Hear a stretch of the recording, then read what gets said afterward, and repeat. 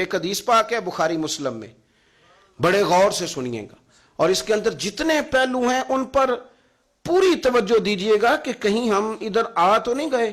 رسول پاک صلی اللہ علیہ وسلم نا ہمارے لیے سب سے بڑے حکیم ہیں، سب سے زیادہ حکمت حضور نے ہمیں بتلائی ہے کہ اس رستے چلو گے تو بچو گے، اس رستے جاؤ گے تو ہلاک ہو جاؤ گے۔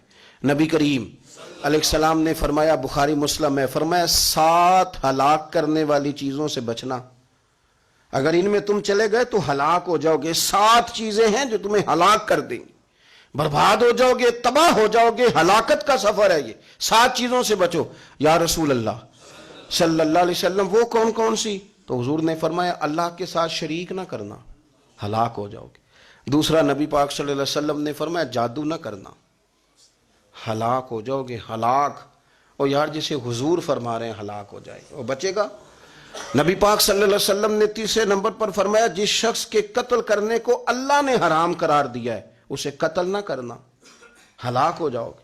چوتھے نمبر پر رسول پاک علیہ السلام نے فرمایا سود نہ کبھی بھی کھانا، ہلاک ہو جاؤ گے، ہلاک۔ بڑی بڑی دلیلیں دی بینک والوں نے، بڑا سمجھایا تو عادی صاحب مان گئے، محترم مان گئے، کہنے لگے نہیں جی نہیں وہ کاروبار میں لگاتے ہیں۔ بڑے بھولے بالے ہیں ہم، پتہ سارا ہے۔ اور دیکھو سب کاموں کے باوجود مستقل بینکوں میں پیسے اس اکاؤنٹ میں رکھے ہوئے ہیں جہاں سے مستقل سود آتا ہے۔ حضور نے فرمایا نہ کرنا یہ کام۔ تو کہتا ہے میں سود پہ پیسے لے کے کاروبار چمکاؤں گا، تیرے نبی پاک نے تو فرمایا تو ہلاک ہو جائے گا۔ تو کہتا ہے میں مل لگاؤں گا، حضور نے تو فرمایا ہلاکت ہے۔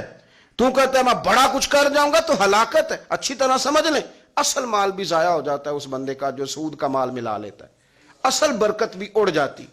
اور میرے نبی پاک صلی اللہ علیہ وسلم نے 5ویں نمبر پہ فرمایا یتیم کا مال نہ کھانا، ہلاک ہو جاؤ گے، نہ کھانا ان کا مال، یہ کروڑوں ہو، اربوں ہو یا 10 روپے ہو، یتیم کا پیسہ نہ کھا جانا، ہلاک ہو جاؤ گے، ہلاکت تمہیں آ لے گی۔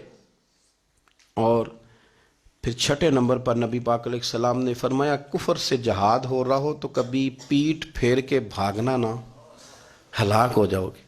اور 7ویں نمبر پر اللہ کے رسول نے فرمایا بے قصور اور بے گناہ عورت پر تہمت نہ لگانا، بلا وجہ بہو کے کھاتے نہ کچھ ڈال دینا، بلا وجہ بھابھی اور بیوی اور کسی بھی خاتون پر کوئی الزام بے قصور عورت پر بہتان نہ لگانا۔ مار مار کے ایک شخص نے بحال کر دیا بیوی کو، اور بعد میں پتا چلا کہ جی مجھے شک ہے تویز کراتی ہے۔ کیا آپ کی سوچ ہے؟ مسلمان اللہ کو ماننے والا اور اس باتوں پر الزام لگائے گا تویز کرا کے لاتی؟ بے قصور عورت پر بہتان، یہ ایک تو بات ہے اسے مارنا، اور ایک یہ ہے کہ کوئی تکلیف دینا، اور ایک خالی اتنی بات کی کہ بہتان بھی نہ لگانا، اس پر الزام نہ لگانا، یعنی تم نے صرف بے قصور عورت پر الزام ہی لگایا تو حضور فرماتے ہیں ہلاک ہو جاؤ۔ یہ ہلاکت والا کام ہے، لیکن ہم بغیر سوچے سمجھے کہہ دیتے ہیں اس نے کہا ہے، اس نے کیا ہے، یہ کرتی ہے، یہ کام نہیں کریں۔ یہ 7 وہ چیزیں ہیں جو ہلاک کر دیں گی۔